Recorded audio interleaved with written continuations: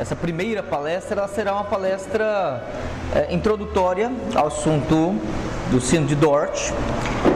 Embora ontem o pastor Abraham já começou a trazer o assunto, e aí eu até perguntei hoje na hora do almoço até onde ele tinha ido, e a resposta foi em tom de brincadeira, e eu não entendi até onde foi, né?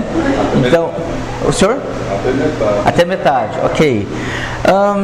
Como eu estarei hoje apresentando uma breve biografia de Arminius, de Jacobus Arminius, e quando eu escolhi o título breve, é porque a palavra breve eu entendo como sendo seletiva, né? Quando você vai falar da história, especificamente de uma perspectiva biográfica, você tem que fazer recortes, você tem que escolher o que abordar, e ao historiador às vezes cai um peso muito arbitrário, você acaba tendenciando a escolher alguns temas, subtemas que você entende serem importantes, e por vezes, por outros historiadores, aqueles pontos eles não são tão importantes, e aí você tem ênfases diferentes de abordagem, né? Dentro dos livros de história e assim por diante. Bom,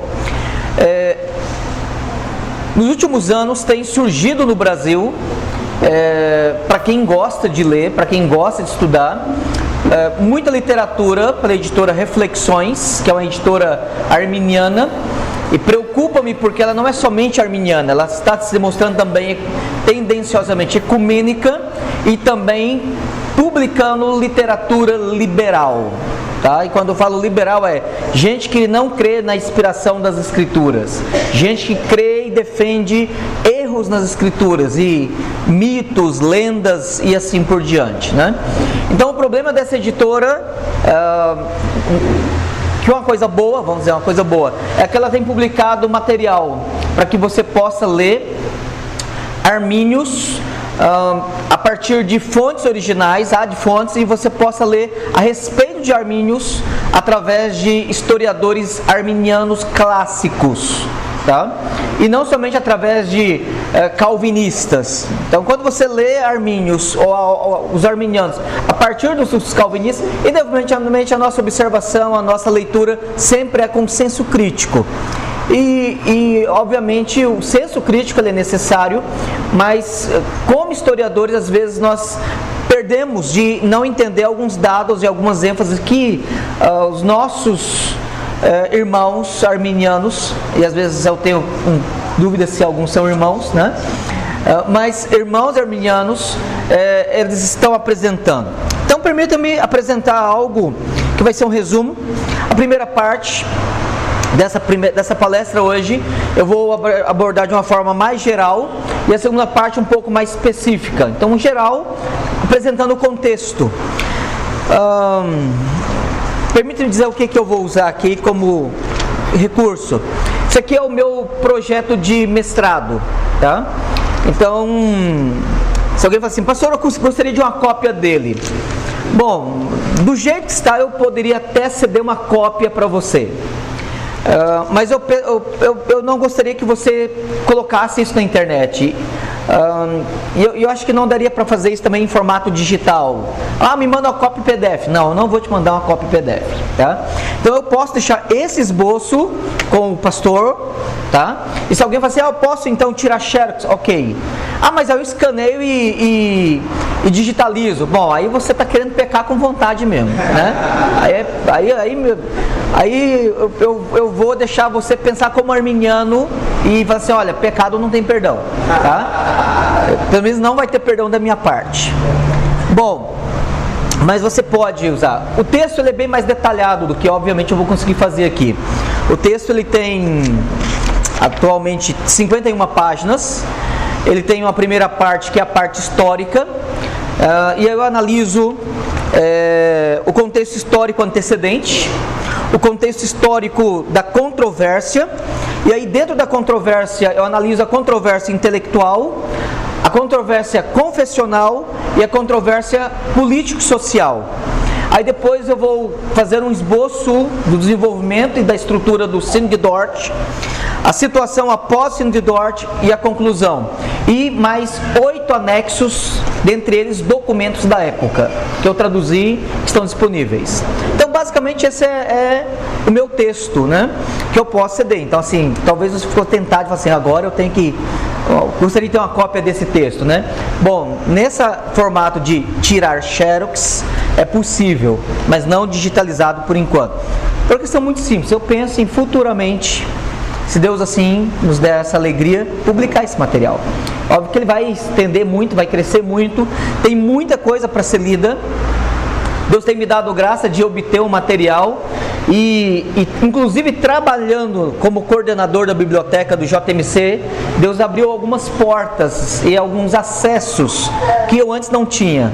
E agora a coisa escancarou em termos de, hoje eu não conseguir ler nem especificamente sobre o assunto Armínios, arminianismo, Dort, do que Deus tem me dado acesso. Então é um material que eu vou ter que escrever para terminar o meu mestrado, mas ainda vou depois ter que continuar lendo, até para falar assim, agora eu li algo de forma satisfatória para mim e eu vou conseguir escrever algo que eu creio que vai ser produtivo para os meus irmãos, né?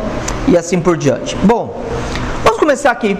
Lembra que quando Lutero ele é chamado na Diet Worms, e a Diet Worms ela só tem um certo atraso para ser convocado para, então, ratificar a excomunhão de Lutero, e aí não somente a excomunhão, porque Lutero já tinha sido excomungado na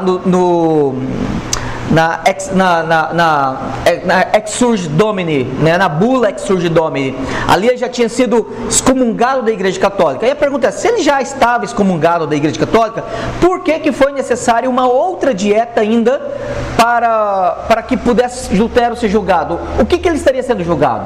O que necessitava o julgamento? Bom, o julgamento agora não era só religioso, porque o julgamento religioso ele já havia recebido na bula Exsurge Domini, ou seja, a bula Levanta-te, Senhor, né? Que é a tradução de Exsurge Domini. A Diet Worms ela tinha a finalidade de tornar Lutero um proscrito, alguém que seria persona non grata em todo o Império Romano. É por isso que ele precisa de um documento de salvo-conduto para poder conseguir chegar vivo até a Diet Worms, na Alemanha. E ele pudesse sair de lá, mesmo que ele fosse sentenciado a ser um proscrito, a ser um condenado dentro de todo o Império Sacro Romano, mas que ele pudesse então sair dali com a chance de poder fugir do Sacro Império Romano e ir para outro lugar, para um outro país, para um outro reino, em que a Igreja Romana não tivesse poder. O imperador, naquele momento, o atraso que se dá para a convocação dessa dieta, se dá porque precisava se eleger o rei, o monarca. E aí foi, obviamente, nós sabemos, eleito, dentre os 3 príncipes eleitores da Europa, especialmente da casa de Habsburgo, foi eleito Carlos, aquele que veio chamar-se Carlos V. Bom, por que eu estou citando esse fato? Porque a nossa história, pelo menos no corte que eu fiz para a gente poder dar continuidade e fazer a amarra, começa com a morte de Carlos V. Tá? Então observe bem, Carlos V ele é eleito em 1521, se não me engano. Agora ele morre. Quando ele morre, o reinado dele são divididos em territórios. E dentre estes territórios, um dos seus filhos, um deles espanhol, Filipe II, ele herda a região dos Países Baixos. Ele herda aquela região que majoritariamente pegava a Bélgica, hoje a Bélgica e a Holanda. Então esse homem, agora fazendo um pouco corte, um pouco menor, ele rege aquela região sem nunca morar naquela região. Ele então tinha dificuldade com a língua, ele falava espanhol, com muita dificuldade o latim, e ele dependia da diplomacia dos seus tradutores. Além da dificuldade cultural, do gap, do distanciamento cultural que ele tinha com aquela região, embora ele fosse o príncipe eleitor ali, ele também tinha um outro problema. o catolicismo radical através do exercício da Inquisição e assim por diante naquela região. Ele era o que é chamado de ultramontanista. Ele era um católico realmente devoto, radical. E ele agiu com mão de ferro, especialmente na região dos Países Baixos. Isso foi um tiro no pé para ele, porque fez com que os holandeses não somente rejeitassem o monarca espanhol sobre eles, lembrando que até o século XVI a Holanda, os Países Baixos, foram uma província, né, da Espanha, foi dominada pela Espanha, foi oprimida pela Espanha. E pelo menos 15 mil pessoas durante o reinado durante o principado de Filipe II foram mortos com requintes de crueldade pela Inquisição. Pelo menos 15 mil pessoas. Então, quando você tem esses dados, você começa a entender por que os holandeses, eles rejeitavam o seu monarca, eles rejeitavam o seu príncipe.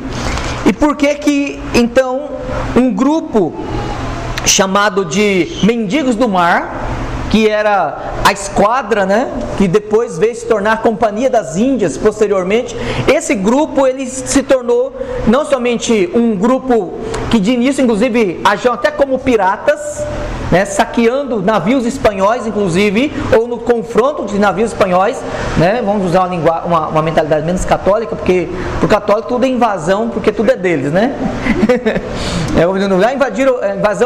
A invasão francesa, a invasão holandesa, mas invasão a partir do pressuposto que é deles, né? Aqui era terra de ninguém, então não era invasão, era colonização. Bom, da mesma forma, os mendigos do mar, eles acabavam que nos confrontos, dominando as esquadras, dominando navios, dominando os tesouros e os bens, etc. Esse grupo, de saqueadores, eles passaram a ser então navegantes e comerciantes. E isso em muito pouco tempo. A partir daí, esse grupo desenvolveu muito. Por que é importante nós mencionarmos eles? Porque eles vão ser uma das fontes de sustento do próprio Arminius. É de um desses mercadores que tinham navios, dentre os mendigos do mar, é que vão custear os estudos de Arminius. São estes homens que vão ter peso político dentro da controvérsia e que vão montar um exército contra os calvinistas. Então, eles são apoiados por um grupo que apoiam futuramente Arminius. Só para a gente poder ir construindo aqui um pouco do contexto. Bom, o grande detalhe é que Filipe ele residiu na capital de Bruxelas até 1559, mas se mudou para a Espanha quando a sua aceitação atingiu uma situação insuportável e não mais retornou para os Países Baixos. E até a sua morte, um pouquinho antes, né? E antes dele morrer, embora os Países Baixos declararam autonomia, né? Independência da Espanha, e um dos fatores fortes foi a esquadra dos mendigos do mar, foi o exército holandês se reestruturando, ganhando então forças, dinheiro e toda a riqueza que era possível. Bom, um grupo de nobres holandeses aderiu à Confissão Belga em 1562, através de alguns de seus filhos que foram estudar na Alemanha e em Genebra. Então esses jovens que agora voltam, depois dessa formação protestante e alguns deles de formação calvinista, influenciam seus pais ou herdam então os bens, a casa, a liderança de suas famílias, e eles adotam a confissão belga, resistindo então às medidas de extermínio de Filipe II. Embora Filipe II ele não precisava nem ser calvinista. Se você fosse não católico, se você fosse um luterano, você já seria um forte candidato da Inquisição. É interessante uma citação que Joel Bick faz na Harmonia das Confissões, em que eles diziam numa carta, eles pegaram uma cópia, fizeram uma cópia da Confissão Belga em latim, traduziram para o latim, e eles então escreveram uma carta e mandaram uma cópia, isso ainda província da Espanha, e mandaram para Filipe II.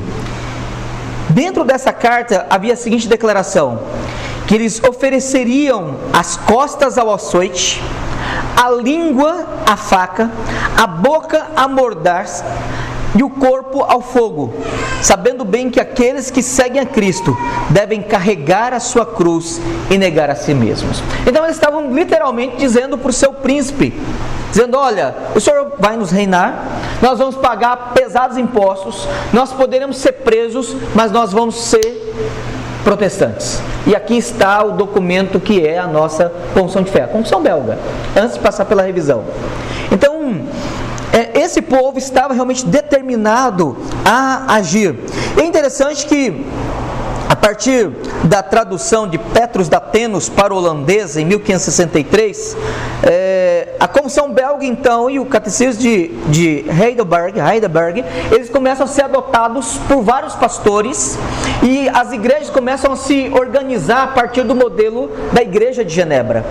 E você tem, então, alguns sínodos, ou algumas federações de igrejas se organizando e adotando. Por exemplo, o Sínodo de Antuérpia, em 1566, de Wesel, em 1568, de Emden, 1571, Dort, 1578, Raia, 1586, são sínodos que começam a adotar a confissão belga e o catecismo de Heidelberg. Então, o processo de reforma e de calvinização, né, se a gente pode usar essa expressão, das igrejas, dos pastores holandeses, não foi de cima para baixo, não foi de um sino geral para baixo, foram pastores que foram formando, doutrinando, influenciando outros pastores, igrejas inteiras foram se federando, se organizando no modelo da igreja de Genebra, até que pudesse então haver um sino nacional e ratificar aquilo que estava crescendo de baixo para cima. Bom, nesse processo de calvinização, né, de identidade teológica rumo ao calvinismo da igreja holandesa, você tem uma reação de Filipe II. E essa reação, ela vem em 1575, quando ocorre o massacre de Alt-Water. É assim que pronuncia? Alt-Water. A vantagem de ter o holandês aqui é que ele pronuncia correto, né? Bom, então fica com a pronúncia do pastor Abraham, ele é holandês, né? E esse massacre, e nesse massacre, que foi uma tentativa de Filipe II em, mais uma vez, inibir a crescente força calvinista na Holanda, morre a mãe e os irmãos de Arminius, curiosamente. Então você tem aqui, aí para um outro recorte um pouco menor agora, você tem a morte dele. O pai dele havia morrido um pouco antes, não se sabe do que o pai morreu, mas o pai dele morreu, e aí um outro detalhe, não se sabe se o pai morreu enquanto a mãe estava grávida, ou se o pai morreu antes que ele completasse o primeiro ano de vida, que Arminius completasse o primeiro ano de vida. Então, o fato é que o pai morre, e nesse massacre de 1575, a mãe e os irmãos, ele fica órfão. Ele é, logo em seguida, adotado por um padre, e esse padre, ele lhe dá toda a instrução, toda a educação. E aí agora vamos falar um pouco mais de Arminius, né?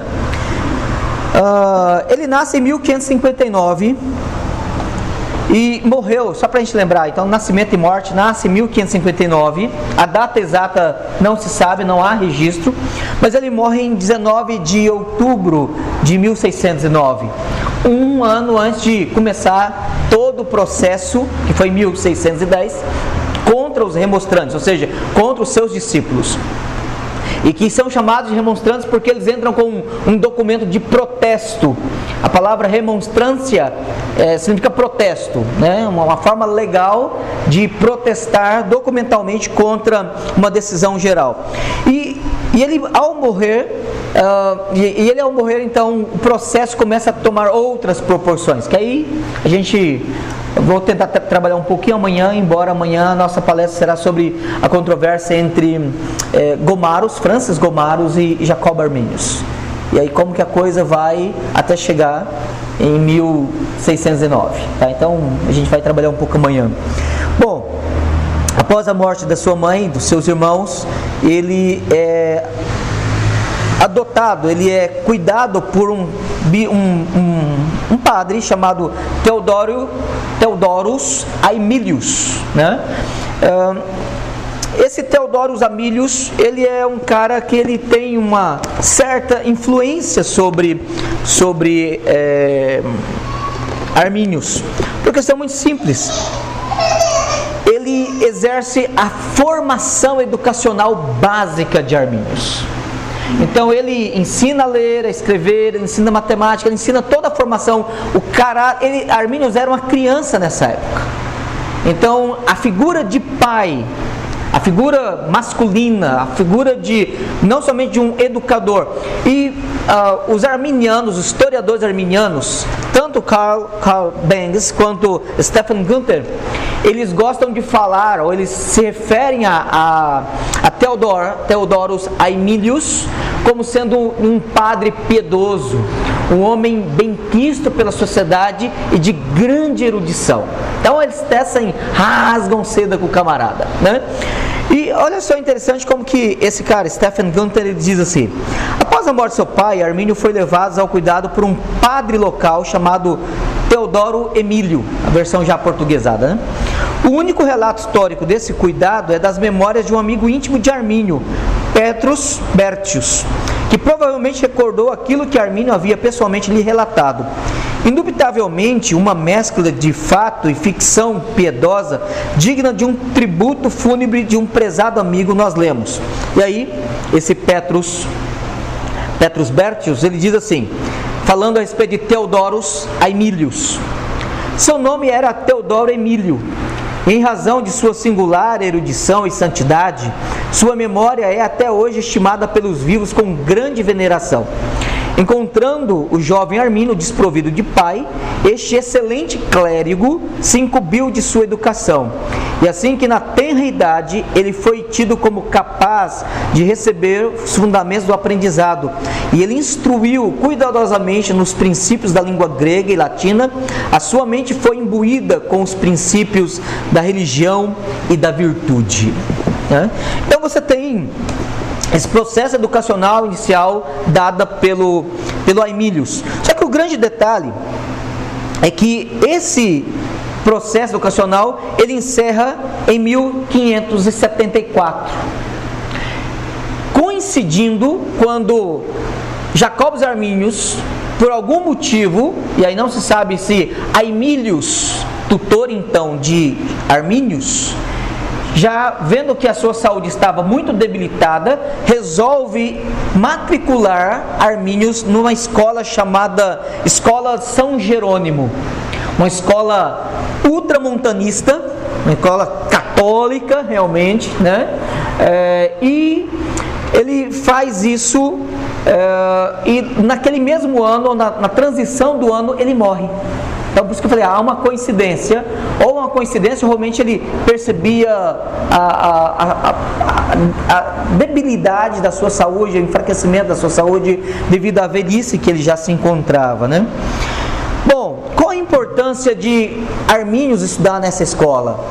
É que nessa escola então agora ele passa a ter ensino formal, e aí ele aprende outras áreas, outras matérias e assim por diante. Mas o que mais nos interessa nesse momento, nessa escola onde Arminius está, é que ele faz os seus dois grandes amigos. Um que vai acompanhá-lo a vida toda, inclusive será o autor da sua primeira biografia, né? E que não foi nenhuma biografia, porque na verdade foi um discurso que ele citou, que ele declamou no ato fúnebre. Foi um sermão fúnebre, né? Se a gente pode chamá-lo, que foi o Petrus Bertius. O outro foi Johannes Wittengarts, assim pronuncia? É isso, né? É isso aí. Ok. Esses dois amigos dele. Um acaba sendo de fato um conselheiro, alguém com quem ele desabafa, alguém que ele compartilha suas mágoas, e o outro que exerce uma grande influência política junto aos nobres, junto à academia, junto aos mendigos, né? aos mercadantes mendigos, ou os navegantes mendigos, como eles eram chamados, que de mendigos já não tinham nada, né? Já eram homens ricos, poderosos, donos de esquadra, e que posteriormente, como eu já disse, fundariam aquilo que se chamaria de Companhia das Índias, que chegaria inclusive no Brasil também, né? E não só na Indonésia. Mas esse momento então é marcante para a vida dele.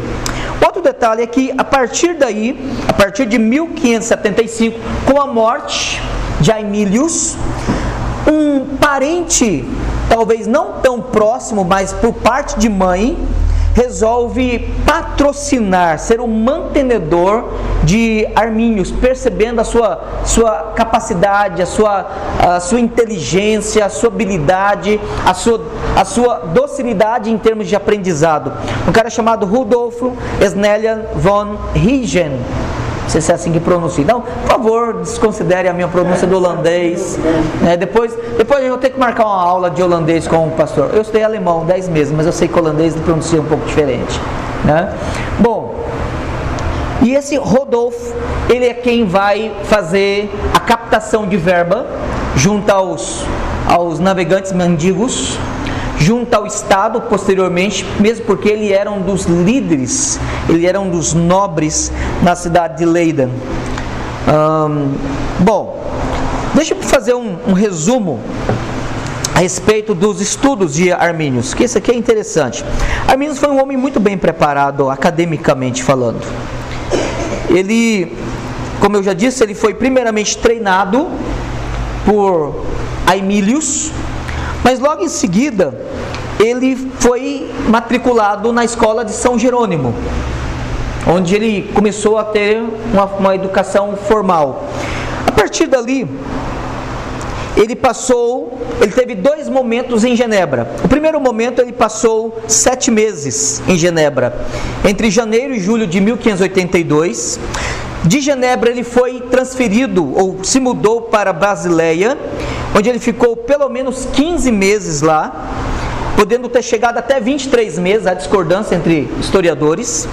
De Basileia ele volta para Genebra, onde ele fica mais de 2 a quase 3 anos, e depois ele vai para a Itália, e aí na Universidade de Pádua, ele tem contato com alguns dos grandes pensadores católicos. E, por exemplo, esse autor, ele faz questão de observar que a tese dele é de que a grande influência sobre Arminius, sobre o pensamento de Arminius, e aí um possível contágio do semi-pelagianismo, de um Arminius que estava sendo treinado para ser calvinista, se dá em Pádua, quando ele tem contato com uma universidade que era totalmente católica e, detalhe, italiana, né? Bom, para fazer uma breve leitura aqui.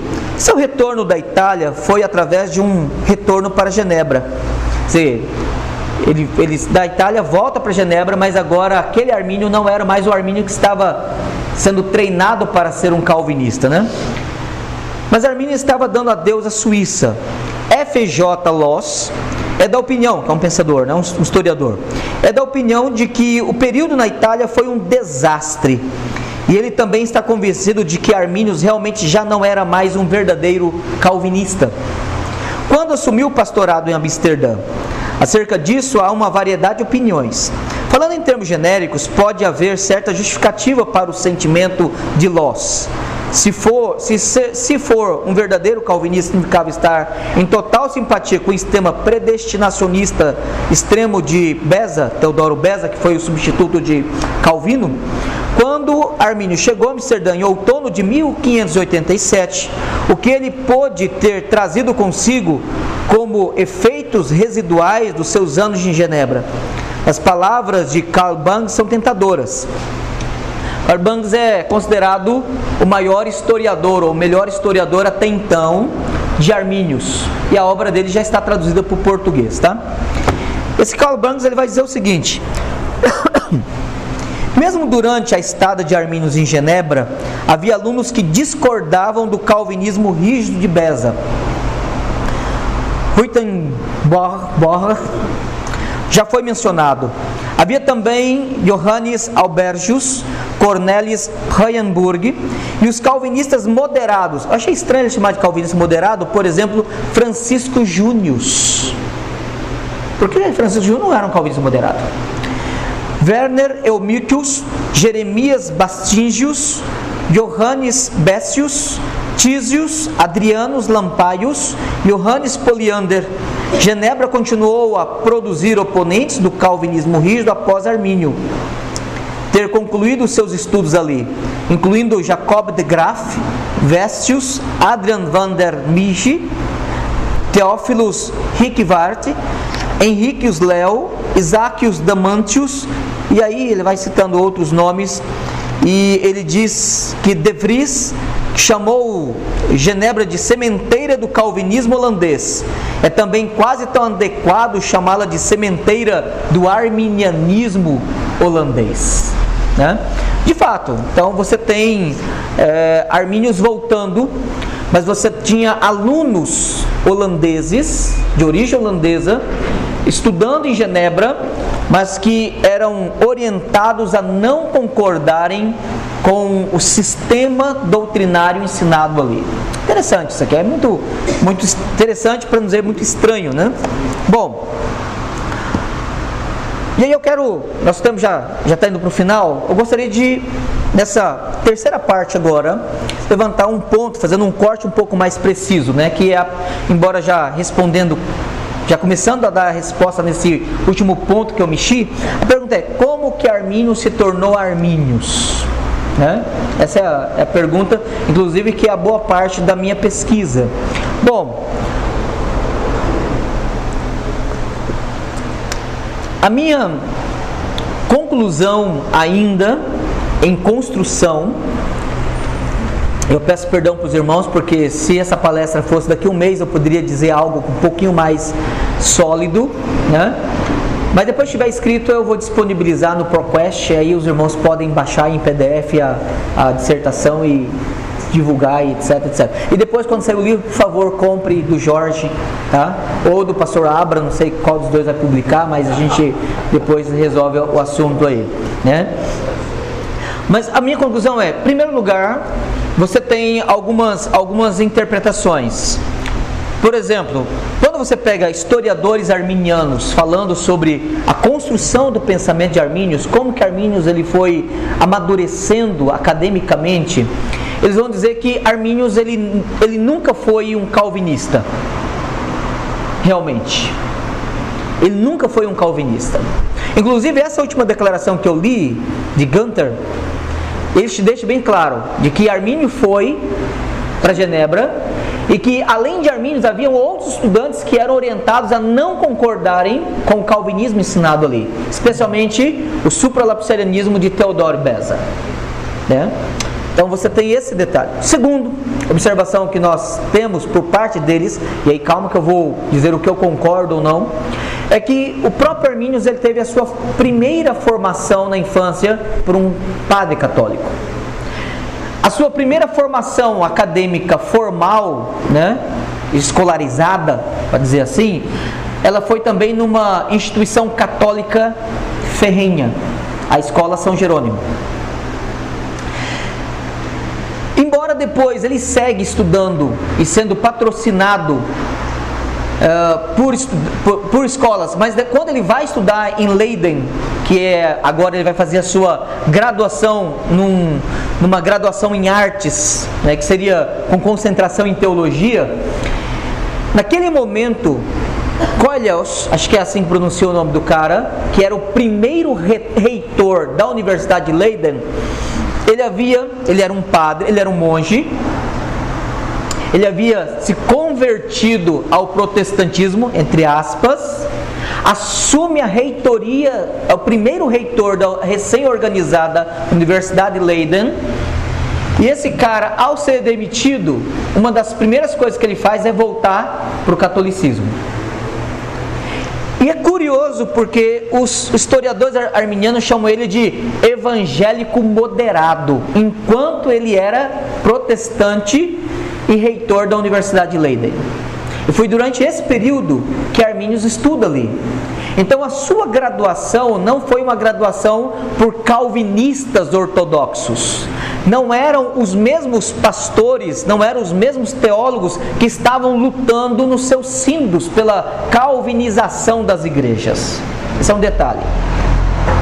Você tem um outro processo que precisa ser observado, é que agora o contato de Arminius em Pádua, numa universidade católica ultramontanista, vai fazer também com que a cabeça dele mude.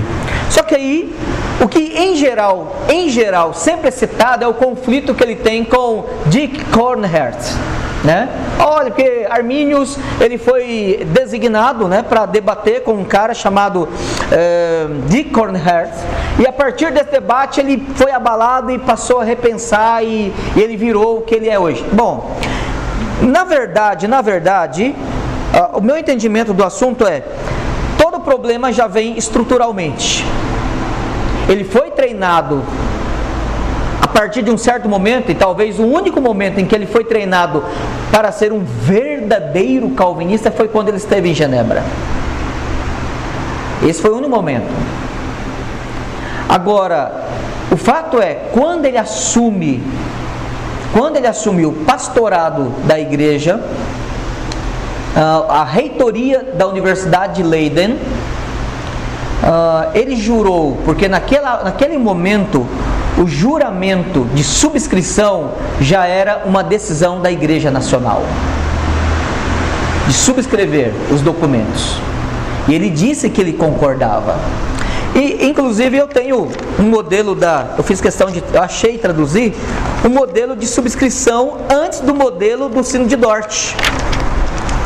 O modelo de subscrição antes do Sino de Dort era bem menor. Ele diz assim: nós, os pregadores, subscritores, sob a jurisdição da classe, aí o nome da classe é que porque ele era ordenado, declaramos e testemunhamos que o ensino que está neste catecismo adotado de modo unânime pelo reformado catecismo de Heidelberg, e que corresponde aos 37 artigos das igrejas reformadas holandesas, referindo-se à confissão belga, que concordam em tudo com a santa palavra de Deus e consequentemente com o fundamento do ensino de salvação.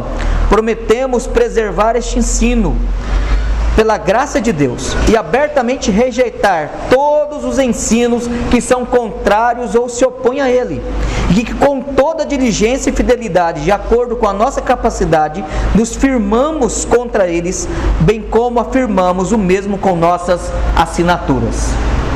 Ele teve que fazer esse juramento. E olha que ainda não era nem o juramento do Sino de Dort, que eu também tenho ele traduzido aqui, que é bem maior, bem mais detalhado e que inclui questões de consciência e de resguardar o ensino e de ser examinado pela classe, pelo presbitério, e de não pregar, não ensinar e nem tornar público qualquer mudança de opinião, mas antes ser levado para ser examinado e julgado o caso. Então, mas isso já é no Sino de Dort. Bom,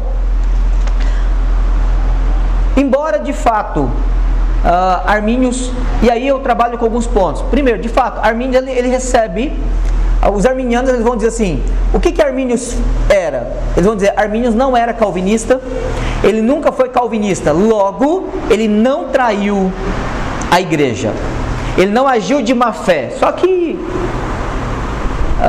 documentalmente ele traiu, ele foi desonesto. Esse é o ponto. Segundo ponto, refutando a tese arminiana, dos historiadores arminianos, eles vão dizer que Arminius, ele descende de uma tradição evangélica, cristã, católica, antiga, não romana. E aí eles citam inclusive os irmãos da vida comum. Alguém já leu Thomas A. Kempis aí, A Imitação de Cristo, né? Que inclusive faz parte dessa turma aí. Inclusive a escola de São Jerônimo, ela antes do Concílio de Trento, ela foi uma escola fundada pelos irmãos da vida comum. Só que pós Concílio de Trento, ela se torna num dos bastiões do catolicismo romano.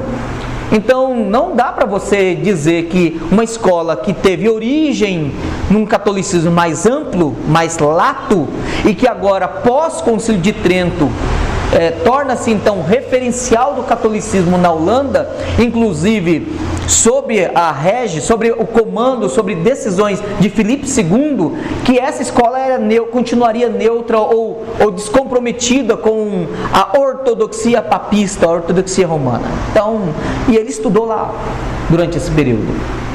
Então, obviamente, ele recebeu influência.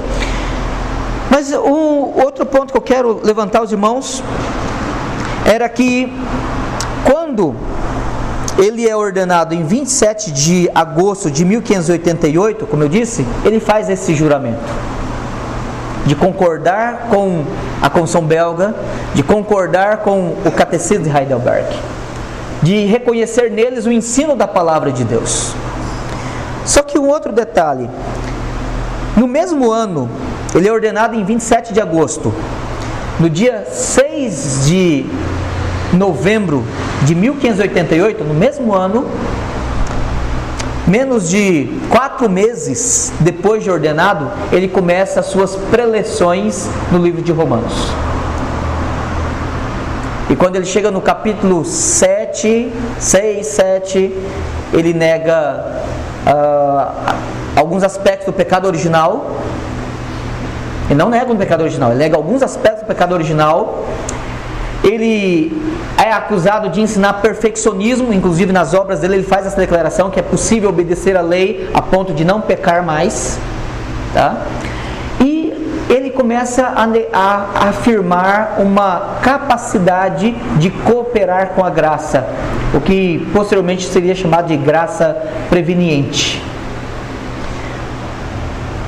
Ele demonstra esse rompimento, essa ruptura. Um dos oficiais, que também eram nobres na cidade, e um dos curadores da universidade, denuncia ele. E aí começa o processo de expor o pensamento. Isso 4 meses depois que ele havia sido ordenado. E a briga de verdade começa quando, na universidade de Leiden, já agora contratado também como professor, Francis Gomarus, ouvindo dos alunos, ele começa a confrontar e a formalizar denúncia contra Arminius. Mas antes disso, eles têm debates públicos. Mas isso aí é para amanhã, tá? Bom, esse livro aqui, O Duplo Amor de Deus, a Teologia de Jacó Arminius, 1559 a 1609, é considerado o mais atual, mais completo e academicamente um dos melhores, se não o melhor livro em termos de análise do pensamento teológico de Arminius. E aí eu havia mencionado agora há pouco que por vezes a gente ouve a conversa assim, não, Arminius ele virou o que ele é, né? Porque ele teve um confronto com Dick Cornhardt. Permite só fazer aqui um trecho bem curto, diz assim: muito provavelmente por volta de 1590, Arminius foi questionado, né, ou consultado por Martinus Lidius, professor em Franeker, a responder dois pastores de Delft, acho que assim que pronuncia. Esses dois caras eram Reginaldus Donteklok e Arendt Corlises, que refutavam a quem foram refutados as visões de Dick Wolkenstern e Kornherz sobre predestinação, desprezando aquela perspectiva de Teodoro Beza. Este detalhe, seguindo alguns outros, levam-nos a concluir que por volta de 1590 Arminius começou a duvidar da correta perspectiva predestinária de Teodoro Beza. Em outras palavras, Arminius não foi confrontar Dick Hare. Ele confrontou dois caras que haviam sido persuadidos por Kornherz. Os dois caras abalaram ele. Interessante isso aqui. Só que isso aqui foi quando ele formalizou todo o problema estrutural que ele já vinha vivendo. Bom, eu tenho só 5 minutos e permita-me só fazer uma breve conclusão. Pessoalmente, eu tento entender o que passava pela cabeça desse camarada,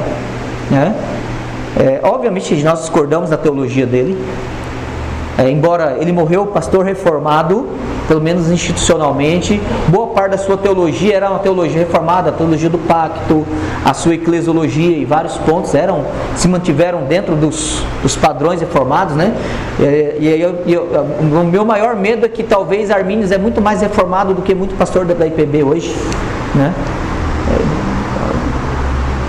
perigoso, e eu digo isso com temor. Mas o grande detalhe é que eu fico preocupado, eu fico pensando assim, como que era a cabeça desse cara? Porque ele foi ensinado em vários momentos da sua formação, da sua construção acadêmica, por diferentes professores. ênfases diferentes foram dadas a ele.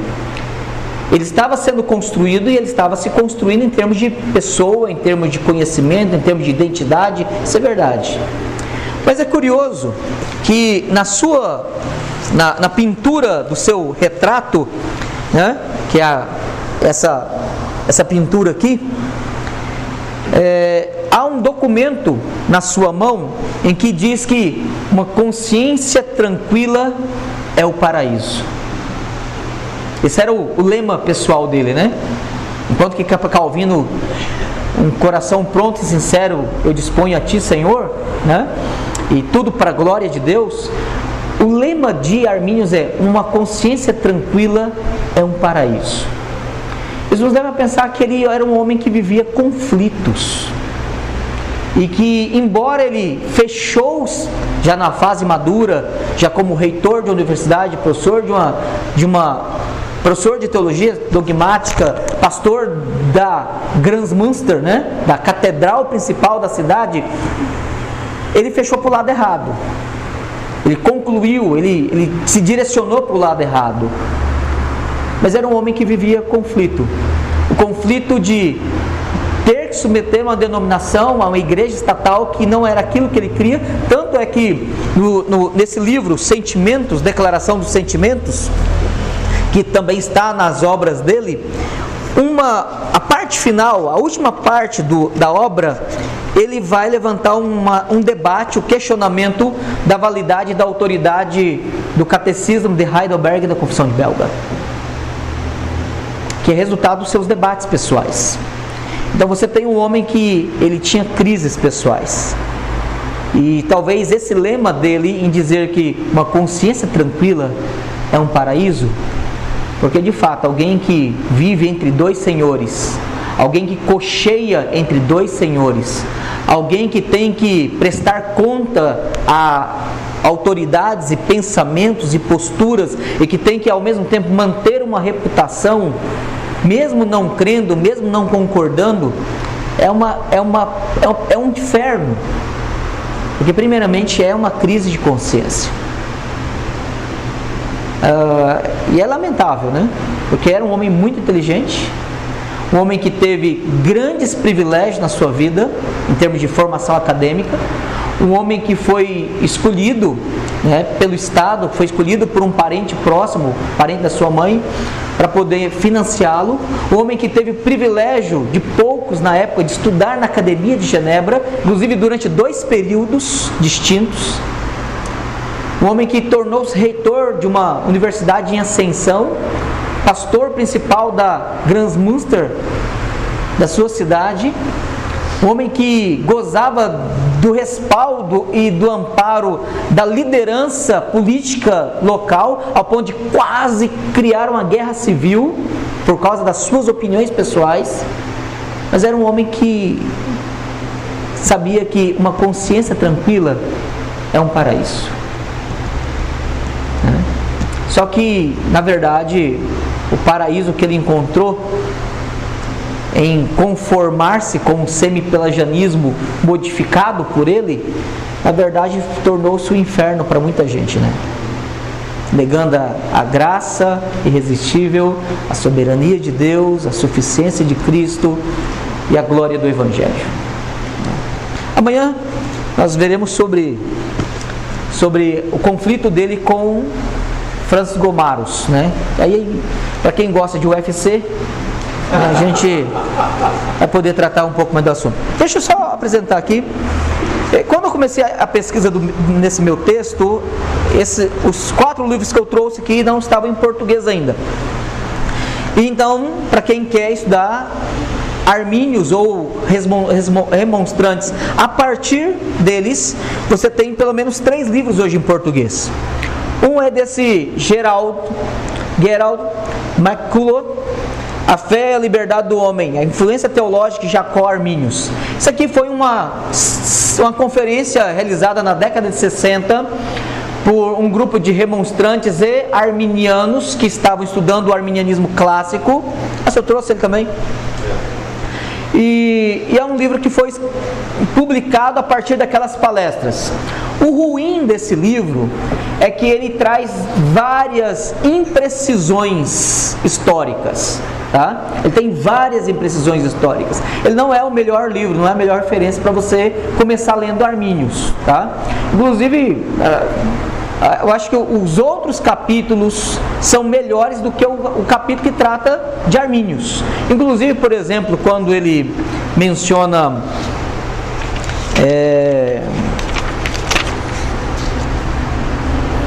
Petrus Bertius, ele diz que Petrus Bertius era ministro da igreja formada de Roterdã, né? Essa informação, embora não deixe de ser verdadeira, era um sacerdote, era um clérigo, mas essa afirmação precisaria ser um pouco mais bem definida, porque Petrus Bertius, na verdade, ele era católico de convicção e não reformado, né? E talvez não tenha sido ordenado como reformado. Então é um livro que tem suas limitações por causa de ser um livro pioneiro. Aí obviamente depois as coisas começaram a ser mais bem trabalhadas. Como eu já disse, a melhor biografia escrita por um arminiano. Então, por favor, tome cuidado se você resolver adquirir e ler. Você estará lendo a biografia de um arminiano fazendo o papel de advogado do diabo, tá? Então o cara assim, ele tenta realmente colocar Armínio como sendo vítima de todo o contexto de perseguição política, chega a dizer inclusive que a ortodoxia foi definida pelo Estado, né? Então assim, e aí as coisas são meio complicadas, mas é um livro muito precioso, uma pesquisa excelente. Embora foi um livro escrito já há mais de 40 anos aí, mas ainda mantém no ranking como o melhor, tá? E fonte de pesquisa, embora muitas outras fontes foram publicadas depois. Esse livro aqui é do Stephen Gunther, W. Stephen Gunther, Armínio e suas declarações e sentimentos, uma tradução com introdução e comentários teológicos, tá? Eu tinha esse livro em inglês e aí saiu ele em português. Então é um livro excelente, é uma outra outra tradução da Declaração de Sentimentos, que é considerado uma das obras mais importantes de Arminius dentro das obras dele, que são 3 volumes, né, publicado pela Baker, aqui no Brasil pela CPAD, um pequeno detalhezinho lá do batismo, né, tal. Os irmãos já devem ter visto as controvérsias de Facebook, mas é uma obra interessante em termos de pesquisa, tá? O capítulo introdutório, que ele faz uma análise histórica de Arminius, é fantástico. Embora é um capítulo não tão grande, ele dá umas 50 páginas, mas ele é muito mais atualizado. Então ele discute e tal, etc. A tradução melhor, né? Que joia. Bom, uma outra editora chamada BV Acadêmico lançou em português, do Douglas Nobis, Teocracia e Tolerância, um estudo das controvérsias no calvinismo holandês de 1600 a 1650. Então é uma obra muito interessante, ele não tem uma pegada, não tem uma abordagem teológica, tá? Então a discussão, a preocupação do Douglas Nobis não é expor as questões teológicas, soteriológicas do calvinismo, remonstrância. A preocupação dele é de apresentar o contexto histórico, econômico e geográfico da controvérsia. Tanto é que sobre o sino de Dort ele gasta talvez uns 3 longos parágrafos na introdução. E o resto, no capítulo 1º, 2º diante, ele vai tratar do assunto. Inclusive, pastor, o senhor tinha comentado comigo da importância o interesse de Hugo Grotius, né? Ele tem um capítulo longo só sobre Hugo Grotius. Porque Hugo Grotius, quem estuda direito aí, ele é o pai do direito internacional. Era remonstrante, tá? E nesse livro ele traz um estudo longo, bem documentado, só sobre Hugo Grotius. E como eu já disse, a melhor obra que você tem aí do pensamento de Arminius, O Duplo Amor de Deus, a Teologia de Jacob Arminius, ok? Não, inglês. Esse aqui eu mandei de presente para o senhor, tá? E aí você tem uma obra excelente. Atualmente existe muito mais material publicado, só que infelizmente em inglês ainda. E talvez boa parte desse bom material acadêmico, que é pesquisa dos últimos 10 anos, e a maioria deles são pesquisas de doutorado e pós-doutorado na área de história da igreja ou história da teologia, estão sendo publicados. E publicados inclusive em inglês. Por exemplo, esse livro foi originalmente escrito em holandês e agora traduzido em inglês. Estes outros, alguns também foram escritos em holandês e agora estão disponíveis em inglês, mas ainda limitados aos leitores de língua inglesa. Então, pesquisadores, isso aqui está sendo gravado aí, né? Os pesquisadores que se interessam em ler bem mais o assunto, tem muita coisa hoje, tem muitos papers em revistas acadêmicas. Eu consegui fazer o levantamento de quase 70 papers, aproximadamente 70 artigos acadêmicos só sobre Arminius, remonstrância, Dort e etc., né? Por exemplo, uma palestra interessante seria mostrar como que, por exemplo, Luís de Molina, um teólogo jesuíta espanhol do século XV, ele exerceu influência sobre o pensamento de Arminius. E a dedução, porque eu preciso pesquisar para provar isso aí, é que esse contato se dá via Pádua, via Universidade de Pádua. Mas isso aí é outra palestra, em outro momento. E o Concórdia Liber Arbitrio de Molina era uma obra padrão desde o final do século XV até o século XVIII na leitura dos teólogos.